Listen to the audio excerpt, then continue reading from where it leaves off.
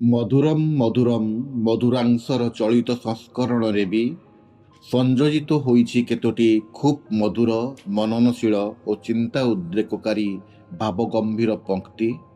ଓଡ଼ିଆ ଆଦି ସାହିତ୍ୟରୁ ଆରମ୍ଭ କରି ବର୍ତ୍ତମାନ ସମୟର ଚଳଚଞ୍ଚଳ ଲେଖନୀ ବ୍ରଜବିହାରୀ ଦାସ, କୁମୁଦିନୀ ରାୟ, ସୁଦର୍ଶନ ମହାପାତ୍ର ଓ ମାନିନୀ ମିଶ୍ର ପର୍ଯ୍ୟନ୍ତ।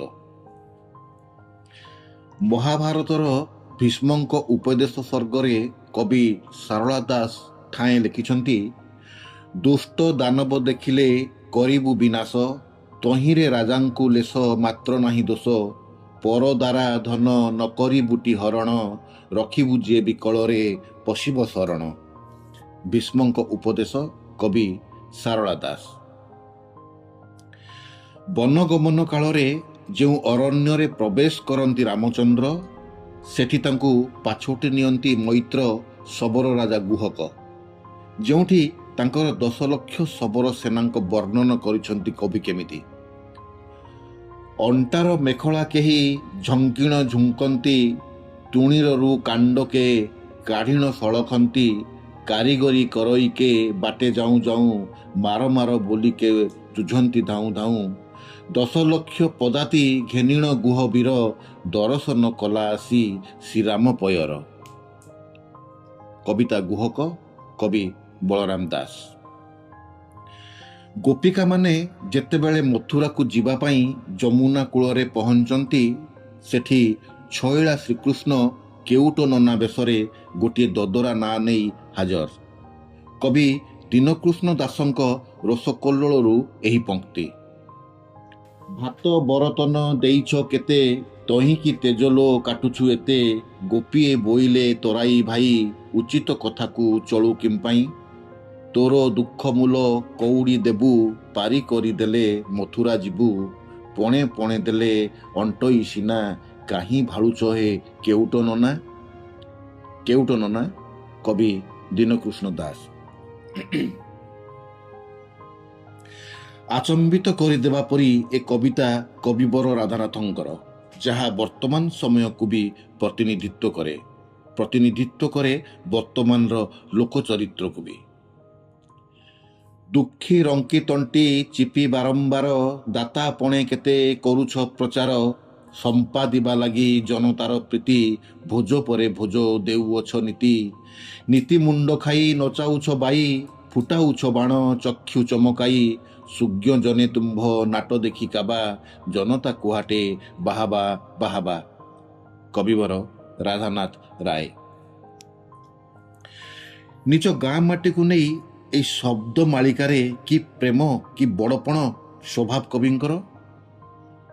ଆପଣା ଗ୍ରାମର ନଦୀ ପୁଷ୍କରିଣୀ, ବଗିଚା ଆଦି ସକଳ, ଆପଣାର ବୋଲି କହେ ପୁଣି ସେହି ସବୁକୁ ମଣଇ ଭଲ, ବଡ଼ ହୋଇ ଯେବେ କରି ଯାଇପାରେ ଅନ୍ୟ ରାଜ୍ୟେ ବିଚରଣ, ବଖାଣ ହିଁ ତହିଁ ନିଜ ରାଜ୍ୟ ଲୋକଙ୍କର ଶ୍ରେଷ୍ଠପଣ। କବିତାର ନାଁ ମାତୃଭୂମି, ସ୍ୱଭାବ କବି ଗଙ୍ଗାଧର ମେହେର। ଅନ୍ୟାୟ, ଅସଂସ୍କାର ଓ ଅବ୍ୟବସ୍ଥାକୁ ସବୁବେଳେ ବିରୋଧ କରି ଆସିଛି କବି କାଳନ୍ଦୀ ଚରଣ ପାଣିଗ୍ରାହୀଙ୍କର କଲମ। ଦେଖିବା ତାଙ୍କର ଏହି ପଂକ୍ତିକୁ। ଯୁକ୍ତିର ଯହିଁ ନାହିଁ ଅବକାଶ, ତର୍କର ନାହିଁ ଥାନ, ସକଳ ବିଚାର ବୁଦ୍ଧିର ଯହିଁ ଅକାରଣ ଅବସାନ, ଦୁଇଟି ବସ୍ତୁ ଦୁନିଆ ଭିତରେ ଲଭଇ ଉଦୟ ତହିଁ, ଗୋଟିକର ନାମ ଭକ୍ତି, ଆରଟି ପାରିବ କିଏ ସେ କହି। କବିତା ଭକ୍ତି ଓ ଚାବୁକ, କବି କାଳିନ୍ଦୀ ଚରଣ ପାଣିଗ୍ରାହୀ। ବିଂଶ ଶତାବ୍ଦୀର ସାହିତ୍ୟରେ ସାତକୋଡ଼ି ହୋତା ଏକ ସମ୍ଭ୍ରାନ୍ତ ଉଚ୍ଚାରଣ। ତାଙ୍କର ଆତ୍ମଜୀବନୀ ମୋ ସମୟରୁ ଏଇ କ୍ଷୁଦ୍ର ଚିତ୍ରଟି। ମିଛ କହିଛି ସାର୍, ସେ ମୋ କଥା ବୁଝେନି ବୋଲି ତ ମୁଁ ରୋଗରେ ପଡ଼ିଲି। ମୁଁ ତରତର ହୋଇ ଡାଲି ଭାତ ମାଛ ଝୋଳ ଖାଇ ଅଫିସ ଚାଲି ଆସିଲା ପରେ ମାଛର ମୁଣ୍ଡ ସେ ପ୍ରତିଦିନ ଖାଏ, ଏପରିକି ରବିବାର ଦିନ ବି ମୋତେ ମାଛ ମୁଣ୍ଡ ଦିଏନି। ଘୋଷଙ୍କୁ ସେଦିନ ମୁଁ କିଛି ସମୟ ବୁଝାଇବା ପରେ ସେ ରାଜି ହେଲେ ଘରେ ସ୍ତ୍ରୀଙ୍କ ସହିତ ବୁଝାମଣା କରିନେବା ପାଇଁ। ଆତ୍ମଜୀବନୀ ମୋ ସମୟ ସାତକୋଡ଼ି ହୋତା। ମଲା ଜହ୍ନ ଏକ କାଳଜୟୀ ଉପନ୍ୟାସ ଓଡ଼ିଆ ସାହିତ୍ୟରେ, ଯାହା ତତ୍କାଳୀନ ସମୟର ସ୍ୱାକ୍ଷରକୁ ବହନ କରେ। ତହିଁରୁ ଏହି ଦୃଶ୍ୟ। ଆଜିକାଲି ନାଥନା ନିଇତି ଆମ ଘରକୁ ଆସନ୍ତି। ଆସିଲେ ପୁଣି ତାଙ୍କର ଆଗ ମୋତେ ଖୋଜା ପଡ଼େ। ସତେକି ମୋତେ ନ ଦେଖିଲେ ତାଙ୍କର ଦଣ୍ଡେ ଚଳୁନାହିଁ। ମୁଁ କିନ୍ତୁ ତାଙ୍କ ଆସିବା ଶବ୍ଦ ପାଇଲେ କୋଉଆଡ଼େ ଯାଇ ଲୁଚିଯାଏ।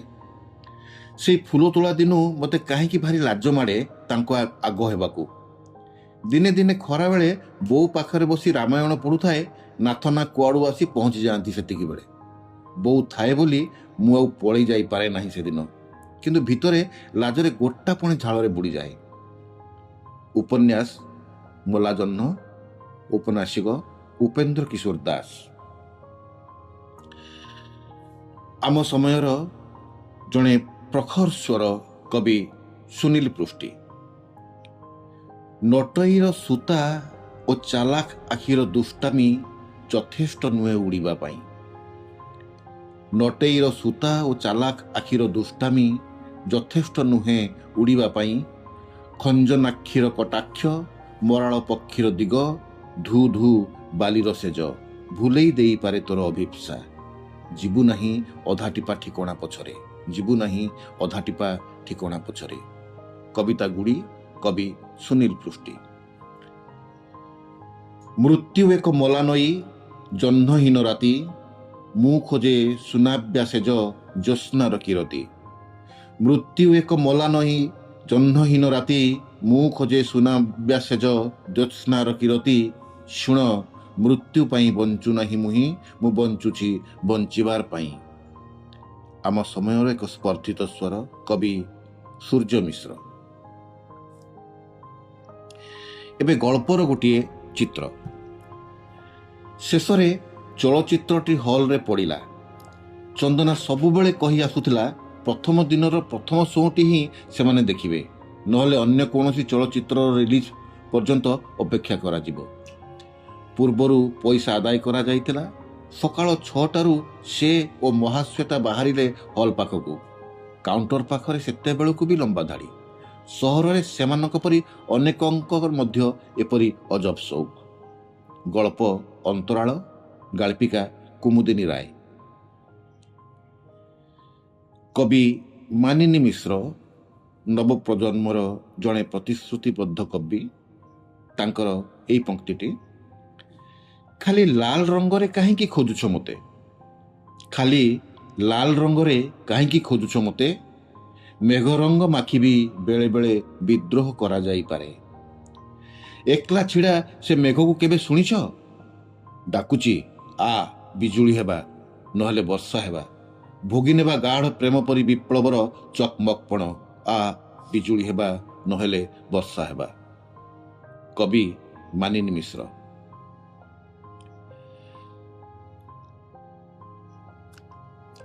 ବ୍ୟଙ୍ଗ ମଧ୍ୟ ଏକ ଅବିଚ୍ଛେଦ ଅଙ୍ଗ ସାହିତ୍ୟର।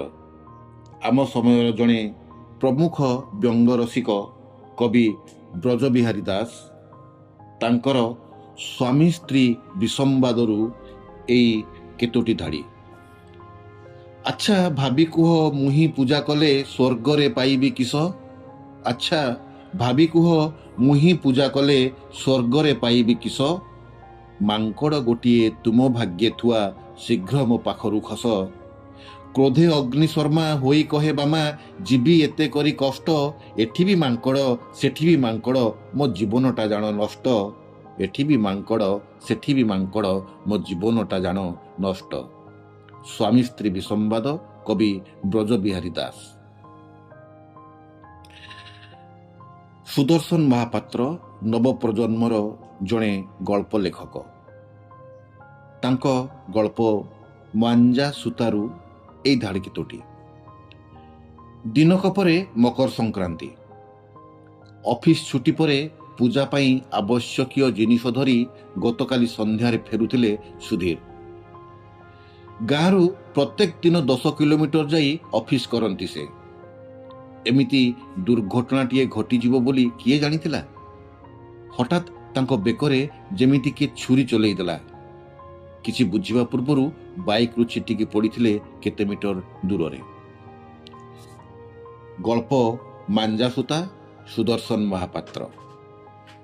ଏବଂ ସର୍ବଶେଷ ପଂକ୍ତିଟି,